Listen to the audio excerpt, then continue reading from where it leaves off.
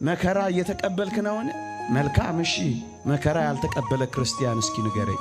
ዓለም ሁሉ ጨለማ ነች።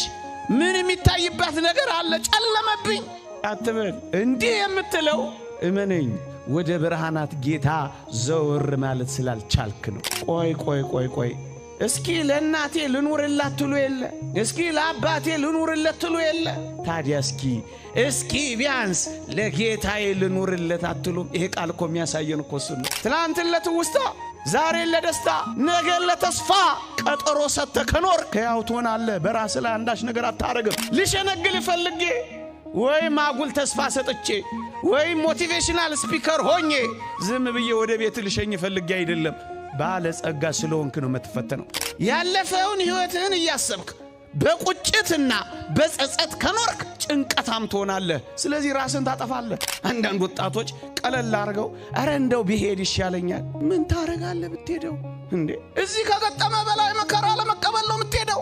የዚህ ዘመን ፈተናዎች እኮ ብርቱ ናቸው እንዳትሉ፣ እየተፈተንን እንዴት አድርገህ ነው እንደዚህ አይነት ነገር የምትሰብከን እንዳትሉኝ። መፈተንማ አለብህ። ክርስቲያን ከሆንማ መፈተን አለብህ። ከዛሬ ላይ ትዕግስታችንን ካጠፋ ነው ራሳችንን ማጥፋታችን አይቀሬ ነው። በራስ ላይ ተስፋ መቁረጥ፣ አንዳች ማድረግ፣ ከፍ ሲልም ራስን ወደ ማጥፋት መምጣት ምን ማለት መሰላችሁ? ወጣቶች ሆይ በራሳችሁ ላይ አንዳች ነገር ለማድረግ ስታስቡ እነዚህን ነገሮች አሁን እምላቸውን በጥንቃቄ አስቡ። አትናቴዎስን ትዝ አይላችሁ? አትናቴዎስ ሆይ አቤት፣ ዓለሙ እኮ አይወድህም አሉት ይባላል።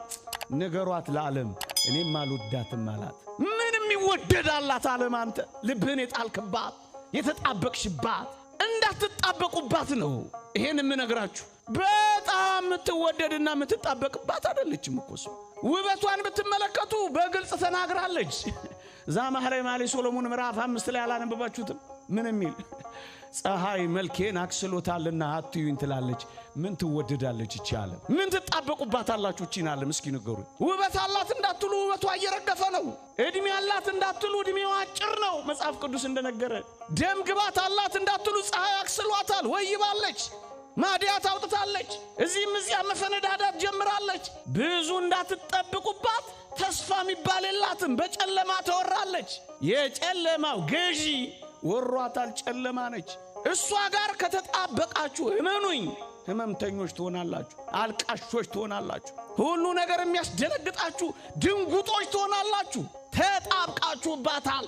ስትነጥቃችሁ ታማችኋለች። ገንዘብን ወይም ዝና ላይ ከተጣበቅ ይላሉ አደሊቃውን ያመሃል ሲነሳብህ ምን ውበት አላት አትዩኝ ትላለች። አትዩኝ። አንተ ግን ፍጥረት ሁሉ አንተን ያያል። የሰማይ ጉባኤ ባንተ መመለስ ደስ ይለዋል። ምክንያቱም አንተ ጉዳዩ ነህ ለሰማይ። ታዲያ ዓለም ጠልቶኛል እንዴ? አልወድሽም፣ እንደው አልወድሽም። ዓለም ሁሉ ጠልቶኛል። ዘውትር ወደ አንተ የተዘረጋው የእግዚአብሔር እጅ አይታይህም? ዘውትር ወደ አንተ የተዘረጉ የእግዚአብሔር እጆችስ፣ እነዚያ የችንካሮቹ እጆችስ፣ እነዚያ ስለኛ የተወጉ እነዛ የቁስሉ ገደሎችስ አይታዩም? የተዘረጉ እጆች ዘውትር ወደኛ የተዘረጋው የፍቅር እጅስ አይታይም? እሱ ነው ክርስቲያኖች እንዴ። ዓለም ሁሉ ጨለማ ነች። ምን የሚታይባት ነገር አለ? ጨለመብኝ አትበል። እንዲህ የምትለው እመነኝ ወደ ብርሃናት ጌታ ዘወር ማለት ስላልቻልክ ነው። ወደ ብርሃናት ጌታ ዞረ ከሱ ጋር መኖር ከጀመርክ ግን ጨለማ በሱ ዘንድ አይጨልምም ተብሎ ተጽፏል። ምንም ጨለማ አይሆንም። ብርሃኑ እየደመቀ የሚሄድ ፍጻሜው ደግሞ ከከዋክብት በላይ የሚያበራ ነው የሚሆነው። ይልቅስ ጨለማ የሚሆነው ጨለማው ዓለም ውስጥ የተጣበቅን እንደሆነ ብቻ ነው። መፍትሄውስ ወደ ብርሃናት ጌታ ዞር ማለት ነው። ወደ ብርሃን ሕይወት መጥቶ በብርሃን ሕይወት መመላለስ ነው። ያን ጊዜስ ተራሮች ወደ ባህር ለብ ቢገቡ የሚያስፈራ አትሆንም። ሺህ ጊዜ ለምን አትጨልምም? አንተ በብርሃን ውስጥ ነው ያለኸው። ብርሃን ትጎናጸፋለህ። ብርሃን ልብስ ይሆናል። አንተ በብርሃን ትከብራለህ። ጨለማነቷን ትተውላታለህ። አንተ ግን በብርሃን ውስጥ ትመላለሳለህ።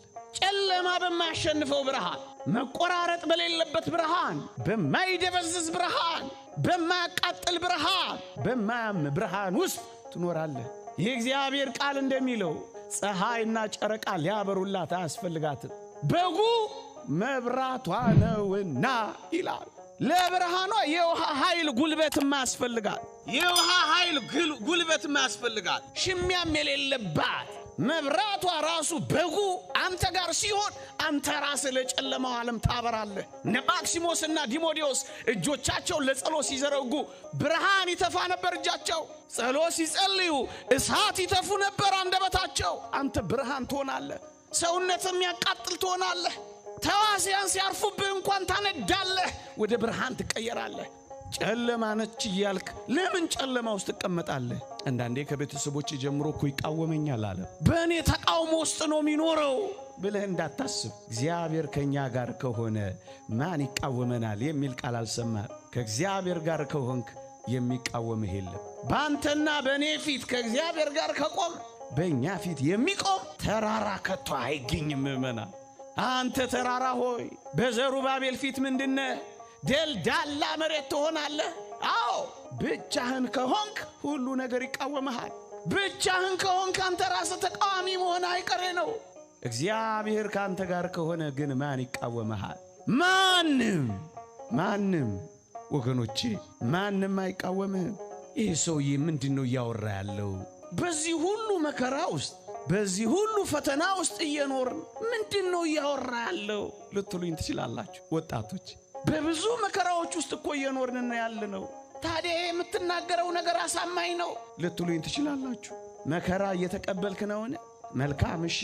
መከራ ያልተቀበለ ክርስቲያን እስኪ ንገረኝ። መከራው ኮመን ኮርስ ያልሆነለት ክርስቲያን እስኪ አንድ ሁለት ብለህ እስኪ ያሳየ። እኛ የምንነግርህ መከራህን ብቻህን እንዳትቀበለው ብቻ ነው። መከራ አለብህ። መከራህን ግን ብቻህን ከኖርክበት እውነት ነው ራስን ታጠፋለህ። እውነት ነው ራስን ታንጠለጥላለህ። እውነት ነው በራስ ላይ ፈርደህ ምርጥ ሱሰኛ ትሆናለህ። እውነት ነው በሞት በራስ ላይ ፈርደህ ትሰደዳለህ። ምክንያቱም መከራህን ብቻህን ተሸካሚ ብቻ ሆነሃል። ግን የእግዚአብሔር ቃል እንዲህ ይልሃል፣ መከራህን ብቻህን አትቀበለው። መከራህን ለብቻሽ አትጋፈጭ። እና ምን ይሁን? እንዲህ ይላል የእግዚአብሔር ቃል። በጣም የሚደንቅ የእግዚአብሔር ቃል ላንብብላችሁ። እንዲህ ይላል፣ ከክርስቶስ ጋር ተሰቅያለሁ፣ እኔም አሁን ሕያው ሆኜ አልኖርም፣ ክርስቶስ ግን በእኔ ይኖራል። አሁንም በሥጋ የምኖርበት ኑሮ በወደደኝና ስለ እኔ ራሱን በሰጠው በእግዚአብሔር ልጅ ላይ ባለ እምነት የምኖረው ነው። ክርስቶስ በእኔ ይኖራል፣ ከክርስቶስ ጋር ተሰቅያለሁ። አሁን በሥጋ የምኖረው ኑሮ በወደደኝና ስለ እኔ ራሱን አሳልፎ በሰጠው በእግዚአብሔር ልጅ ላይ ባለ እምነት ነው። የገላትያ መልእክት ምዕራፍ 2 ቁጥር 20 ላይ አብረ ተሰቀላ ብቻህን ተሰቅለ ምን ታመጣለህ? አብረሽው ሙቺያ ብቻሽን ሞተሽ ምን ታመጫለሽ? ቆይ እስኪ ለእናቴ ልኑርላት ትሉ የለ? እስኪ ለአባቴ ልኑርለት ትሉ የለ? ራሳችሁ ኑሯችሁን እንኳን ትታችሁ የሥጋ ኑሯችሁን አንዳንዶቻችሁ ደስ ላሰኟችሁ ለምትወዷቸው ለውዶቻችሁ ትኖሩ የለ? ታዲያ እስኪ ቢያንስ ለጌታዬ ልኑርለት አትሉም? ይሄ ቃል እኮ የሚያሳየን እኮ እሱን ነው። የምኖረው ኑሮ በሥጋ ስለኔ ለሞተልኝ አምላክ ነው የምኖረው። ቢያንስ እስኪ ለሱ ኑሩለት። እህቶቼና ወንድሞቼ አንዳንዴ ሰይጣን ወደ ጆሮአችሁ እየመጣ ራስህን ጥላ ሲልህ አንድ ነገር በለው ወዳጄ፣ እንዲህ በለው፣ ከእኔ በላይ እኔን የሚወድ አለኝ በለውና አሳፍረዋ። ራሴን ለምን እጥላለሁ? ከእኔ በላይ የሚወደኝ እያለ ለሚወደኝ እኖራለሁ። ይህ እኮ ማሳፈሪያ ነው። አንዳንዴ በጆሮአችን እየመጣ ሙት ሲልህ ከክርስቶስ ጋር ሕያው ሆናለሁ አትለው። አንዳንዴ እየመጣ ተሰቀል እያለ ሲሸነግልህ ከክርስቶስ ጋር እንጂ ብቻዬን ተሰቅዬ ምን እጨምራለሁ ምን አመጣለሁ አትለው። ደግሞ አንዳንዴ እየመጣ ራስን አጥፋ ሲልህ ከክርስቶስ ጋር እኖራለሁ እንጂ እኔ አልጠፋም አትለው። ይህ ሁሉ እኮ የሰይጣንን ራስን መናቂያና ማቃለሊያ ከፍ ሲል ማጥፊያ መሸንገያ መንገዶችን ማሸነፊያ እኮ ነው። አንተ ወንድሜ ሆይ፣ እናንተ ወጣቶች ሆይ፣ አንድ ታላቅ ቁም ነገር ግን እንዳትረሱ። እኛ ወይም እናንተ ወይም አንተ ለአንተ የተሰጠህ አደራ ነህ እንጂ አንተ እንኳን ያንተ አይደለም። የኔ ነህ ሲልህ አልሰማኸው? አንተ የራስህ መስሎ ነው በራስህ ላይ የምትፈርደው። እኛ እኮ ለኛ ብቻ አደራ የተሰጠን የአደራ ስጦታዎች ነን። ለዚህ እኮ ነው እግዚአብሔር ቃል በግልጽ በዋጋ ተገዝታችኋልና ለራሳችሁ አይደላችሁም የሚለው። ክርስቲያን ለራሱ አይደለም ለሞተለት አምላክ ዋጋ ይውላችሁ ባለቤታችን የገዛን ገንዘቡ ያደረገን ጌታችን እስከሆነ ድረስ ይሄን ሰውነት ማን ፈቅዶልህ ነው የምታፈርሰው? ማን ፈቅዶልሽ ነው የምትወስኚው? አንቺ ላንቺ አንተ ላንተ ያደራ ስጦታ ነህ፣ ያንተ አይደለህም። ለምን የራስህ እንደሆንክ ትቆጥራለህ? ለዚህ ነው ቅዱስ ጳውሎስ በዋጋ ተገዝታችኋል ለራሳችሁ አይደላችሁ። ክርስቲያን ስንሆን የምንክደው ይሄንንም ጭምር ነው። የሞተልኝ አምላክ ሀብቱ ነኝ፣ ገንዘቡ ነኝ። የተወደዳችሁ ኦርቶዶክሳውያን የተቀበልነው ነው ሰውነታችን እንዳልተሰጠን የሚያኮራን፣ እንዳልተቀበልነው ተስፋ የሚያስቆርጠን ነገር የለም። እንዳልተቀበልክ የምትመካ አንተ ማነህ አይልም። እኛ ደግሞ እንድገልብጠው እንዳልተቀበልከው በራስ ላይ የምትፈርድ አንተ ማነህ? የመንፈስ ቅዱስ ማደሪያ አይደለህ? ቤት እኮ ነህ። ታዲያ እንዴት ጨክነህ ታፈርሰዋለህ? ይሄን ማድረግ ምን ማለት እንደሆነ ታውቃላችሁ ወጣቶች? ጥቂት ነጥቦችን ልንገራችሁና ሐሳቤን እንጠቀልላለሁ። በራስ ላይ ተስፋ መቁረጥ፣ አንዳች ማድረግ፣ ከፍ ሲልም ራስን ወደ ማጥፋት መምጣት ምን ማለት መሰላችሁ? እግዚአብሔር ትላንት ምንም እንዳልተደረገልንና ትላንትን እንዳላሳለፈን ትላንታችንን ከታሪክና ከትዝታችን ላይ ማስወገድ ነው። ትላንት ከስንት አላሳለፈህም። ትላንት ታሪክና ትዝታ የለህም። ዛሬ የማያልፍ የመሰለህ፣ ዛሬ ማትሻገር የመሰለሽ ከትላንት ውስጥ ውለታውን፣ ከትላንት ውስጥ ትዝታውን፣ ከትላንት ውስጥ ታሪኩን የሰረዘ ሰው ዛሬን አምንም ነገ ላይ ተስፋ ይቆርጣል። ስለዚህ ራሱን አንዳች ነገር ያደርጋል፣ ያጠፋል። የትላንት ትውስታ ምንም የላችሁ፣ ጨንቋችሁ አልደረሰላችሁ፣ መግቢያ መውጫ አጣችሁ፣ መሰማሪያ አልሰጣችሁ። አንድ ሁለተኛስ ዛሬን በቅጡ እንዳንኖር ትዕግስት ካጣን እውነት ነው ራሳችንን አንዳች ነገር እናረጋለን። ከትላንት ላይ ታሪክና ትዝታችንን ከዛሬ ላይ ትዕግስታችንን ካጠፋ ነው ራሳችንን ማጥፋታችን አይቀሬ ነው። ሁለተኛ ታጋሽ መሆን ነው። ለእግዚአብሔርም ለቀንም እድል መስጠትን መልመድ ነው። እኔ ያስታውሳለሁ ልጆች ሆነን HIV ኤድስ የሚባል አንድ በሽታ በከተማችን መጥቶ ታስታውሳላችሁ? በአገራችን ብዙዎች ገና በሽታው እንደያዛቸው ራሳቸውን አጠፉ፣ ገደሉ። አሳዛኝ ሚስቶቻቸውን፣ ሕፃናት ልጆቻቸውን ትተው ደንግጠው ራሳቸውን ሲያጠፉ ብዙዎች ሰምተናል። የታገሱ ለእግዚአብሔርና ለቀን ጊዜ ሰጡ ዛሬ ላይ ከበሽታው ጋር ሆነው እንዴት አምሮባቸው ይኖራሉ። ለምን ቁንጥንጥና ታጋሽ ቁንጥንጥ ብቻ ትሆናለህ? ለምን ታጋሽ አትሆንም? ነገ የሚያመጣውን ምን ታውቃለህ? በዛሬ ላይ መወሰንሽ በቃ ዛሬ ብቻ ነው ያንተ። ልብ በሉ፣ ትላንት ላይ ታሪካችንን፣ ትላንት ላይ ምንም እንዳልተደረገልን፣ ትላንት ላይ ትዝታችንን አጥፍተናል። ዛሬ ላይስ መታገስ አቅቶን ተቅነጥናጮች ሆነናል። በዚህ ምክንያትስ በራሳችን ላይ አንዳች ለማድረግ ቸኩለናል። ሶስተኛውስ ለነገ እንኳን እንዳንቆይ ተስፋችንን እንኳን ክደናል። እዩ፣ ትላንትን፣ ዛሬን፣ ነገን ጭምር ያበላሸ ሰው ነው በራሱ ላይ አንዳች የሚያደርገው። ወገኖች የነገን ተስፋ ጭምር የረሳ ሰው ነው ራሱ ላይ አንዳች የሚያደርገው። ምን ማለት ነው? ይህን ሐሳብ ስተቀልለው ትላንትን ስታስታውስ፣ ዛሬን ስትደሰት፣ ነገን ሳትፈራ ስትኖር ሕያው ትሆናለህ። ትላንት አሳልፎኛል፣ ዛሬን አኑሮኛል፣ ለነገ ተስፋለኝ በል ክርስቲያን።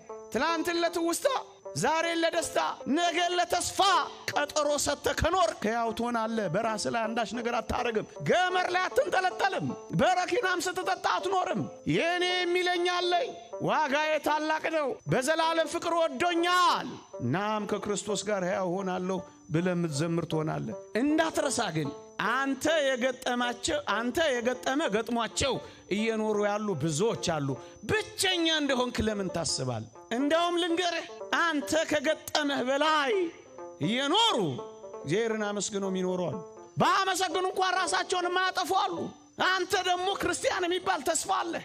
አልዓዛርን ላስታውሳችሁ፣ በጣም ምርጥ ድሃ ነው፣ ደረጃ አንድ ድሃ ነው፣ ተንከባካቢ እንኳን የሌለው። ተንከባካቢዎቹ ውሾች እንደነበሩ አላስታወስክም? ውሾች ቆስሎን ሲልሱት ደስ የሚሰኝ ምስኪን ነበር አልዓዛር። በድህነት ላይ ደዌ፣ በደዌ ላይ ተንከባካቢ ማጣት፣ ተንከባካቢ ከማጣት በላይ ውሾች አጠገቡ ሆነው ተንከባካቢ መሆን። በዚህ ላይስ ድሆችን የሚመለከትበት አቅም አልነበረው። ውሾችን የሚያባረርበት አቅም አልነበረው። ድሆችን አያይም፣ ባለጸጋውን ብቻ ያያል። ይሄ ብቻ መስሏችኋል? ተስፋ ትንሣኤ ባልተበሰረበት በዚያ በኦሪት ዘመን የሚኖር ነበር። ይሄን ሁሉ ሆኖ መች ራሱን አጠፋ? መች ራሱን ገደለ? መች ልሙት በቃ አለ? ይልቅስ በጣም የሚደንቅ ሕይወት ኖረ። በድህነት ውስጥ አስደናቂ ባለጸጋ ሆነ። ምን ይላል እግዚአብሔር ቃል? ድሃው አልዓዛርም ሞተ፣ መላእክትም በአብርሃም እቅፍ ወሰዱት ይልልሃል። አበቃ። የአብርሃም እቅፍ ውስጥ ፈጸመ ጉዳዩ። አንተ ምናልባት ድህነት ቢኖርህ እንጂ አሰቃቂ ደዌ የለብህ። እሱ ካልሞተ አንተ የምትሞተው ምን ሆነ ነው? አንተ በሰው ተከበህ ሰው እንደሌለ ይሰማሃል። በውሻ ተከቦ ሰው እንደሌለው አላሰብም። እግዚአብሔርን በማመስገን ኖር እንጂ ተቀበረ። መላእክትም ወደ አብርሃም እቅፍ ወሰዱት ይላል። አበቃ። እዛ ጋር ያለውን ባለጸጋ ታስታውሱ? ሞተ። ባለጸጋውም ይላል ሞተ፣ ተቀበረ ብቻ ብሎ ነው የሚያበቃው። እስኪ ልጠይቃችሁ፣ በሞቴ ትሰሙኝ እንደሆነ እስኪ ልጠይቃችሁ። ባለጸጋው ነዌ ሞተ፣ ተቀበረ ብቻ ይላል። አልዓዛር ደግሞ አልዓዛር ሞተ፣ መላእክትም ወደ አብርሃም እቅፍ ወሰዱት ይላል። የተወደዳችሁ ኦርቶዶክሳውያን እስኪ በቅን ልብ ልጠይቃችሁ፣ እንደ አልዓዛር ብትሆኑ ይሻላችኋል እንደ ባለጸጋው ነዌ? ምን? ኧረ አይሰማኝ ድምጻችሁ። ድሃ እኮ ነበር አልዓዛር። እንደ አልዓዛር ሕፃናቶች እናንተ አሁን ምን አለ ዝም ብትሉ? እኔ ከትልልቆቹ ጋር ነው ጉዳይ። ደግሜ ልጠይቃችሁን፣ እንደ አልዓዛር ወይስ እንደ ባለጸጋው? የምራችሁን ነው? ድሃ ነበር እኮ። ይሁና፣ ደስ አይልም? ይሁና፣ እንዴት እንደወደድኩት ሌላ ቦታ መጠቀምባታለሁ። ይሁና፣ በሽታም ነበረበት እኮ። ይሁና ማለት ነው አይደል? የገባኝ እየሰማችሁኝ ነው? ደሱ ነው እኮ። ለምን ብላችሁ ብጠይቃችሁ ምን እንደምትመልሱልኝ ታውቃላችሁ? ተቀበረ ብሎ አያበቃም። ምንድነው የሚለው? ወደ አብርሃም እቅፍ ምን አሉት? አበቃ። ሳምራዊቷን ሴት ተመልከቷት። 5 ባሎች አግብታለች። 5ቱም ጭኖቿ ስር ሲደርሱ ይሞታሉ። 6ኛ ባል አግብታ ተሳካ። ጎረቤት ደብቃለች ይላሉ ሊቃውንት። እንዳይሞትባትና ስብር እንዳትል ሰውራው ግን ትኖራለች። ይህቺ ሴት በዚህ ሁሉ መውደቅና መነሳት አፍራ ተሳቃ ነው የምትኖረው። ማፈረች ተሳቀቀች የሚል የለም። ከየት አምጥተህ ነው እንደዚህ የምትለው እንዳትሉኝ። እዩ፣ በዕብራውያን ባህል ውሃ የሚቀዱት ወይ በማለዳ ነው ወይ በምሽት ነው። እቺ ሴት ግን ውሃ ስትቀዳ የተገኘችው በመቼ ነው? በቀትር፣ በጠራራ ፀሐይ። ለምን ይመስላችኋል በቀትር የወጣችው? ያኔ ማንም ምን አይልም፣ ውሃ አይቀዳም። ምን ማለት ነው? ብቻዋን ናት። ጥቂት ልታፍሪ ትችላለሽ። የሆነ ነገር ጥቂት ነገር ሊጎልህ ይችላል። ጥቂት ነገር እሱን በፈሊጥ የሆነ ነገር ልትሰውረው ትችላለህ እንጂ ለምን ብላ ራሷን ታጠፋለች? ጎበዝ እየሰማችሁኝ ነው? ጌታዋ ውሃ ዳር ይጠብቃታል። የት ዳር? በሞቴ የት ዳር? ውሃ ዳር ነው የጠበቃት። የተመሰቃቀለውን ሕይወቷን ነው ይለወጠላት። አፍራ መጣ። ከሰው የሸቸችው ሴት እንስራዋን ትታ ወዴት ሄደች? የነገረኝን የሕይወቴን ኑሮዬን ሁሉ ያደረኩትን ሁሉ የነገረኝን ምን በሉ ኑናዩ ሰው አፍራ የነበረችውን በሰው ዘንድ ቀና አደረጋት። ራሷን አንቃ ወይም አጥፍታ ላየናት። ምን ሆነን ነው እኛ እንደዚህ አይነት እርምጃ የምንወስደው? ምን ሆነን ነው ወገኖቼ? ለምን መከራችንን ከክርስቶስ ጋር ምናልባት ደግሞ ትምህርቴን ለማጠናቀቅ የዚህ ዘመን ፈተናዎች እኮ ብርቱ ናቸው እንዳትሉ፣ እየተፈተንን እንዴት አድርገህ ነው እንደዚህ አይነት ነገር የምትሰብከን እንዳትሉኝ። መፈተንም አለብን። ክርስቲያን ከሆንማ መፈተን አለብን ወገኖቼ። እንዳትረሱ፣ በእኛ ውስጥ ያለው የሃይማኖት እውነት የሚገለጠው እኮ በፈተና ነው። የተማሪዎች ዕውቀት፣ የተማሪዎች ክህሎት የሚገለጠው በፈተና መሆኑ መች ቀረ? እመነው አትመነው በምን ይገለጣል? በፈተና እንጂ በምን ትታወቃለህ? ለዚህ ነው የኔና የናንተ የሃይማኖት ዕውቀት የሚገለጠው በፈተና ነው። እንደውም ስትፈተን ደስ ነው ሊልህ የሚገባው። ፈተና ሲርቅልህ እንደውም መፍራት ነው የሚገባው። አንደኛ። ሁለተኛ፣ የተወደድክ ክርስቲያን ሆይ ማክሲመስ የተባለ ሊቅ ስለ ፈተና እንዲህ ይላል፣ እንዳትረሳ። ፈተና ይላል በአንዳንዶች ዘንድ ከቀደመ ኃጢአታቸው ሊያነጻቸው ይመጣል ይላል። ፈተና ካለብሽ ከቀደመ ኃጢአትሽ ሊያነጻሽ ነው የሚመጣው። ከኃጢአታችን ሊያነጻን ፈተና ይመጣል። አንድ ሁለተኛስ በሌሎች ዘንድ ደግሞ ይላል አሁን ያላቸውን ፍጽምና የበለጠ ሊያሳምር ይመጣል ይልላል። የበለጠ ውብ እንድንሆን የበለጠ ሊያሳምር የበለጠ እንድናንጸባርቅ ነው ፈተና ወደኛ የሚመጣው። ሁለት ሶስተኛው እንዲሁም በሌሎች ዘንድ ደግሞ ሊመጣ ላለው ነገር እንዲዘጋጁ ለማድረግ ፈተና ይመጣል ይላል። ወይ ኃጢአትህን ያነጻዋል፣ ወይ አሁን ያለውን ውበትን ሊያሳምርና የበለጠ ክርስቲያን ሊያደርግህ ይመጣል፣ ወይ ደግሞ ሊመጣ ላለው ከባድ መከራ እንድትዘጋጅ ያጠነክራል። በቃ ክርስቲያን ከሆንክ የምትፈተነው ለዚህ ነው። ደግሞ ሌላ አንድ ነገር ልጨምርልህ። ሌቦች ጉድጓድ ምሰው ግድግዳ አፍርሰው ግንብ ደርምሰው ጉድጓድ ቆፍረው የሚሰርቁት እኮ ባዶ ቤትን አይደለም። ባዶ ቤትን ማን ይሰርቀዋል? ሌባ ዲያብሎስ ፈተና ቢያበዛብህ እመነኝ በጣም ባለጸጋ ስለሆንክ ነው። ልሸነግል ፈልጌ ወይም አጉል ተስፋ ሰጥቼ ወይም ሞቲቬሽናል ስፒከር ሆኜ ዝም ብዬ ወደ ቤት ልሸኝ ፈልጌ አይደለም። ባለጸጋ ስለሆንክ ነው የምትፈተነው። ሃይማኖት ስላለህ ምግባሩን ቶ ሃይማኖት አለ ሃሎተ እግዚአብሔርን ታምናለህ። አንዲት መንትያ ቅጥያ አምሳያ የሌላት ኦርቶዶክሳዊት ሃይማኖት አለ። ስለዚህ ዓለም ይፈትንሃል ባለጸጋ ስለሆንክ ነው እንጂ ባዶ ከሆነ ምን ያደርግለታል? እፈተናለሁ። ለዚህ ምክንያት ነው የምትፈተነው። መከራ እቀበላለሁ። መከራህን ከክርስቶስ ጋር አድርገው። የሚወደኝ የለም በዘላለም ፍቅር ወድጄሃለሁ ሲል ስማው። የኔ የሚለኝ የለም በስም ጠርቼሃለሁ አንተ የኔ ነህ ሲልህ አድምጠው። ዋጋ ቢስ ነኝ የምትለው ካንተ በቀር ዋጋው ከፍ ያለ የትኛው ሱቅ ላይ አለ? ወጣቶች ሆይ በራሳችሁ ላይ አንዳች ነገር ለማድረግ ስታስቡ እነዚህን ነገሮች አሁን እምላቸውን በጥንቃቄ አስቡ። ራሳችንን ለማጥፋት ስናስብ በራሳችን ላይ ዛሬ ለማለፍ ፈርተንና ስጋት ገብቶን ለመሻገር አንዳንድ አላስፈላጊ ወጥመድ ሱሶች ውስጥ ስንገባ ራሳችን ላይ አንዳች ነገር እያደረግን ነውና እነዚህን ነገሮች እናስባቸው። አንደኛ በእግዚአብሔር ፍቅር ላይ መተማመን እያቆምን ነው ማለት ነው። ይሄ ደግሞ ምንኛ ከባድ ጉዳት ነው። ሁለተኛ ትኩረቱና ለኔና ለናንተ ያለውን ጥበቃ መካድ ማለት ነው። ሁለተኛ ሶስተኛ እጅግ የሚያሳፍረው ደግሞ ከሞት በኋላ ያለውን ሕይወት ድርግም አድርጎ መካድ ነው። ምን ማለት መሰላችሁ? ከዚህ ዓለም ኑሮ ካልተገባሁማ የዘላለሙ ይቅርብኝ እያልክ ነዋ። የዘላለሙን መካድ ያልኩት እኮ ለዚህ ነው። እንደው ምን እንደሆነ ታውቃለህ? አሁን የደረሰብህ ችግር መፍቻ የሌለውና ከእግዚአብሔር በላይ እንደሆነ አምነሃል። ይሄ ነው በጣም የሚያሳፍረው። ለእግዚአብሔር የዚህ ዓለም ችግሩ ምንድነው? ደዌ ነው፣ በቃሉ ብቻ አስነስቷል። ኃጢአት ነው፣ በደሙ መፍሰስ አንጽቷል። ሞት ነው፣ ከመቃብር እንኳን አውጥቷል። ታዲያ የትኛው ችግር እግዚአብሔርን አሸንፎት ያቃት መስሎሃል? ከእግዚአብሔር በላይ የምታረገው ችግር ምን ነው ላንተ? ሌላው ለችግር መፍትሄ ቀን መስጠት አልፈለክም። ትዕግስትም አጣሃል። ቀን የሚያመጣውን አታውቅምና ታገስ፣ ይቀየራል ነገር። አዲስ ማለዳ ሲወጣ እግዚአብሔር ላንተ አዲስ እድል ሰጥቷል፣ ተጠቀምበት። ወገኔ ሆይ ሶስት ነገሮችን እንንገርህ። ያለፈውን ሕይወትህን እያሰብክ በቁጭትና በጸጸት ከኖርክ ጭንቀታም ትሆናለህ። ስለዚህ ራስን ታጠፋለህ። አዲስ ቀን አለ። ያለፈውን ቶ ነገን ደግሞ በስጋት አትመልከተው። ነገን በስጋት ከተመለከትከው ፈሪ ትሆናለህ። ፈሪ ከሆንክ ትጨነቃለህ። ከተጨነቅ በራስህ ላይ አንድ ነገር ታደርጋለህ። ስለዚህ ነገን በስጋት ትላንትን በጸጸት አትኑርበት። እነስ ምን ላድርግ? ዛሬን ከእግዚአብሔር ጋር ተደሰትበት። ሌላው ችግርህን ለአንዴና ለመጨረሻ ጊዜ የሚፈታልህ ሞት መስሎ ታይቷል ማለት ነው። ሞት ችግርህን አይፈታህም። ሞት ራስን መስቀል፣ ራስን ማጥፋት የሚያጠፋው ችግርህን ሳይሆን እንዳትረሳ አንተን ራስ ነው የሚያጠፋው።